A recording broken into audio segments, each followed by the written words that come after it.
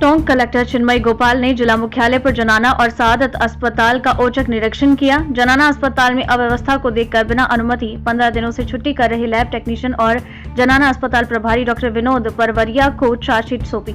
जनाना अस्पताल में मरीजों ने सोनोग्राफी जांच में लंबी वेटिंग की शिकायत की। निरीक्षण के दौरान गंदगी के ढेर नजर आए।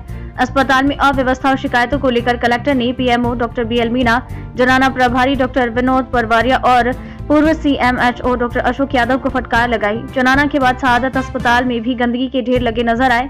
कलेक्टर ने अस्पताल पहुंचने के बाद सफाई कर्मी कचरा उठाते नजर आए। आगामी दिनों में और अस्पतालों का निरीक्षण किया जाएगा।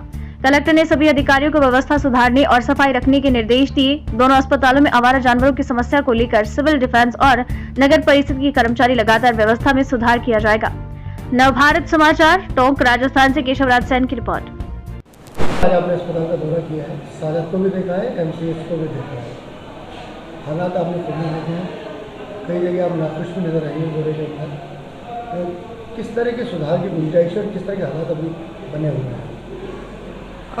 क्योंकि अभी हॉस्पिटल में अभी पीक सीज़न चल रहा है, तो मेरे पास भी कुछ दिनों से पेशेंट्स के कॉल्स आ रहे थे, तो इसकी वजह से मैं चाह रही थी कि एक बार हॉस्पिटल का इंस्पेक्शन हो जाए। तो हमने आज भी किया है और 1-2 दिन में और मेरा इंस्पेक्शन जो अजमेर से जॉइंट डायरेक्टर साहब आएंगे उनके साथ शेड्यूल्ड है। तो आज जो प्रिलिमिनरी हमारा इंस्पेक्शन था उसमें कुछ चीज़ें सामने आई हैं जो मुझे पेशेंट्स भी बता रहे थे और मेरे ध्यान में भी थी। एक तो भीड़ बहुत ज़्यादा लग रही है, तो जो हमारे ओपीडी काउंटर्स हैं जहाँ पर सबसे पहले पेशेंट आते हैं, ओपीडी काउंटर पर जाते हैं, तो एमसीएच पे हमने देखा कि सिर्फ 2 ओपीडी काउंटर चल रहे थे और 1 आईपीडी काउंटर था। तो सबसे पहले मैंने डायरेक्शन दिया कि 3 ओपीडी काउंटर चलने चाहिए और 1 आईपीडी काउंटर चलना चाहिए, that is 2+1 should be converted to 3+1। Second जो इशू सामने आया एमसीएच की, पहले मैं आपको बताऊंगी फिर सआदत की बात करेंगे। तो सेकंड इशू ये आ रहा था कि वहाँ पर जो लैब टेक्नीशियन थे, क्योंकि लैब टेक्नीशियंस की अपने हॉस्पिटल में दोनों जगह बहुत ज़्यादा कमी है, तो लैब टेक्नीशियन का रियली एक इशू है। लेकिन जो सैंपल लेने वाली बात है, सैंपल मेडिकल स्टूडेंट भी ले सकते हैं। तो जो सैंपल लेने की बात आ रही थी, तो सैंपल भी बहुत कम लिए जा रहे थे और एमसीएच में ही देयर वाज ओनली 1% जो सैंपल ले रहे थे। तो वहाँ पर हमने 2 नर्सिंग स्टूडेंट्स को बिठाकर वहाँ पर 3 काउंटर बनवा दिए। तो 3 लाइनें लग गई, जहाँ 1 लाइन थी बहुत भीड़ लग रही थी, वहाँ 3 लाइनें लग गई। तो वहाँ पर जल्दी से सैंपल्स जो हैं, सैंपल लेने का प्रोसेस जो था वो हमने उसको फास्टर करवा दिया। तीसरा इशू जो आ रहा था एमसीएच में वो था डीडीसी का। वो इशू अभी भी है, लेकिन मैंने इन पीएमओ साहब को डायरेक्शन दिया है कि डीडीसी एमसीएच में अभी जो 1 चल रहा है वहाँ पर 2 चलनी चाहिए। तो ये कल से ये सिस्टम शुरू हो जाना चाहिए। उसके बाद जो एमसीएच में नेक्स्ट इशू सामने आया, जो बहुत बड़ा इशू है, जो अगेन मेरे को कई महिला पेशेंट्स ने फ़ोन करके बताया था कि सोनोग्राफी में लंबी वेटिंग आ रही थी। तो इसका कारण सामने ये आया कि एक डॉक्टर हैं जिन्होंने विदाउट टेकिंग लीव, मतलब लीव सैंक्शन करवाए बिना, वो 15 दिन से छुट्टी पे थे। तो इस इशू को मैंने बहुत सीरियसली लिया है। उन डॉक्टर साहब को तुरंत वापस बुलवाया गया है, उनको चार्जशीट भी मिल रही है।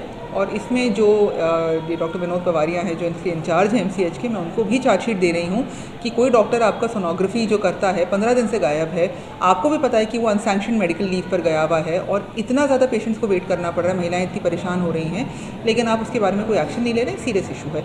तो वहाँ पर उनको डॉक्टर साहब को हमने तुरंत वापस बुलवाया।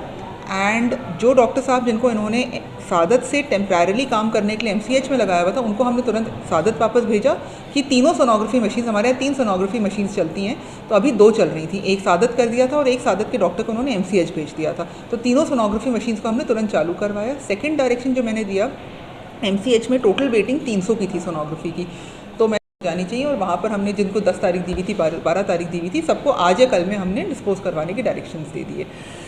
फिर उसके बाद जनरल मैंने राउंड लिया एमसीएच का, तो उसमें कुछ इश्यूज थे कि वेटिंग एरियाज़ जो हैं वो हमने डायरेक्शन दे दिया है एनआरएचएम वालों को, एनएचएम वालों को, कि वहाँ पर वेटिंग एरियाज़ में कुछ जगह तो हम परमानेंट बेंचेस लगवा रहे हैं और कुछ जगह हम टेम्प्रेरी सीटिंग एरियाज़ क्रिएट करवा रहे हैं। कुछ और छोटे छोटे इशू सामने आए कि कुछ टॉयलेट्स हैं जो लॉक्ड पड़े हुए हैं, तो उन सारे टॉयलेट्स को खुलवा के उनको प्रॉपर्ली साफ़ वगैरह करवा के उनको चलवाने के मैंने डायरेक्शंस दिए हैं। और उसके अलावा सिमिलर इशू सआदत में आ रहे थे। तो सआदत में भी सेम इशू आ रहा था कि ओपीडी वगैरह के अपने काउंटर्स कम थे, तो उनको हमने बढ़वा दिया है। कुछ और छोटे छोटे इशू सामने आए हैं कि जनरली अपने हॉस्पिटल में लैब टेक्नीशियंस की काफ़ी कमी है, क्योंकि लैब टेक्नीशियंस की कमी है तो उसकी वजह से जांचों में थोड़ा समय लग रहा है कि जो जांच हमें 2 दिन में मिल जानी चाहिए वो 4 दिन में मिल रही है। तो इसकी हमने एक एक्सरसाइज सीएमएचओ साहब के लेवल पे ऑलरेडी करवा दी है, बस इम्प्लीमेंटेशन करवाना है कि फील्ड में कुछ एलटीज़ हैं जिनके पास वर्कलोड बहुत कम है, कि मात्र उनकी दिन में 5 या 6 जाँचें आती हैं। तो ऐसे एलटीज़ को हम, ये जो अभी पीक सीज़न है, इस पीक सीज़न में हम हॉस्पिटल पे डेपुटेशन पे लगवाएंगे। तो मैं प्रयास कर रही हूँ कि फील्ड से हम 5 या 6 एलटीज़ यहाँ डेपुटेशन पे अभी अगले 1 महीने 2 महीने जब तक लोडें लगवा दें। और कुछ नर्सिंग स्टाफ का इशू ये लोग बता रहे हैं, तो उसमें भी सेम एक्सरसाइज हमने करी हुई है कि फील्ड में जहाँ पर बहुत कम वर्कलोड है वहाँ से लोगों को हम यहाँ पर शिफ्ट करवा देंगे। तो ये एक प्रिलिमिनरी आज का एक राउंड था, क्योंकि अभी इसका फॉलोअप राउंड फ्राइडे को होगा और नेक्स्ट वीक में मैं 2-3 राउंड्स लूँगी।